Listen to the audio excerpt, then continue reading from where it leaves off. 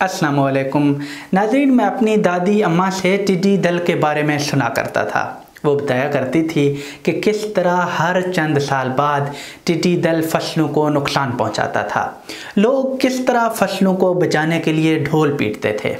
मुझे यकीन है आपने भी ऐसी बातें किसी न किसी ज़राए से सुनी होंगी। जिस तरह मैं सोच रहा हूँ कि ये टिड्डियाँ अचानक फिर कहाँ से आईं और पहले कहाँ और कैसे गायब हुईं, आप भी ज़रूर सोचते होंगे। इसलिए आए मालूमात घर की इस वीडियो में इन सवालों का जवाब देखते हैं। टिड्डी दल क्या है? नाज़रीन, टिड्डियों की कई किस्में हैं, मगर मजमूई तौर पर इनकी खुसूसियात एक जैसी हैं।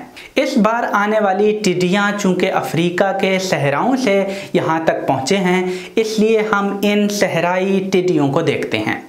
ये एक सहराई टिड्डी है। इस सहराई टिड्डी और आम तौर पर पाई जाने वाली टिड्डियों में आम हालात में कोई फ़र्क नहीं। इस जैसी सहराई टिड्डियाँ मगरबी अफ्रीका और इंडिया के दरमियान तकरीबन 30 ममालिक के खुश्क इलाकों में पाई जाती हैं। ये पूरा खित्ता लगभग 16 मिलियन मुरब्बा किलोमीटर पर फैला हुआ है। आम तौर पर ये टिड्डियाँ तन्हाई की ज़िंदगी गुजारते हैं और एक दूसरे से इनका मेल मिलाप बहुत कम होती है। जब मौसम में ख़ास किस्म की तब्दीलियाँ आती हैं तो इन टिड्डियों के रवैये में भी तब्दीलियाँ आने लगती हैं। जब बारिशों के बाद इन सहराई इलाकों में घास पैदा होती है तो इनके लिए खुराक की फरावानी हो जाती है। ये फरावानी टिड्डियों को भूख की फ़िक्र से आज़ाद कर देती है। ये एक दूसरे के करीब आते हैं और इनका आपस में मेल मिलाप बढ़ जाता है। इस दौरान ये टिड्डियाँ अपना हम सफ़र भी मुंतखब कर लेते हैं और इनकी अफजाइश नस्ल शुरू हो जाती है। इस दौरान इनमें ज़हनी और जिस्मानी तब्दीलियाँ भी वकूअ पज़ीर होती हैं।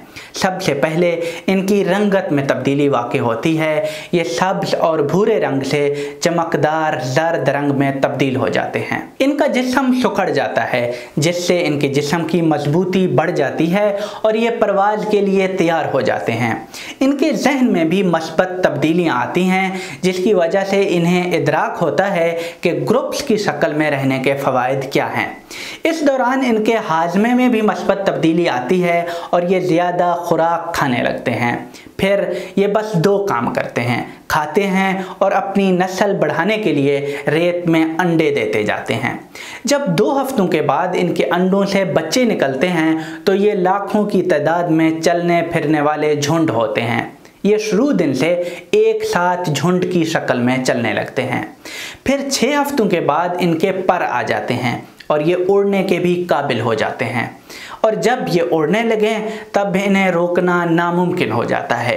1 महीने के बाद ये नई नस्ल भी अंडे देने के काबिल हो जाती है और इस तरह तादाद में इजाफे का एक लामतनाही सिलसिला शुरू हो जाता है। ये कितने ख़तरनाक हैं। ये टिड्डी दल हवा की सिमत में चलते हैं, जिसकी वजह से एक दिन में 150 किलोमीटर का फासला तक तय कर सकते हैं। इनकी तादाद इतनी ज़्यादा होती है कि एक झुंड के फ़ी मुरब्बा किलोमीटर में 15 करोड़ टिड्डियाँ हो सकती हैं। हर टिड्डी एक रोज़ में इतना खाता है जितना उसका वज़न होता है। इस तरह एक झुंड 24 घंटों में इतना खुराक खा सकता है जितना 35,000 इंसान एक दिन में खाते हैं।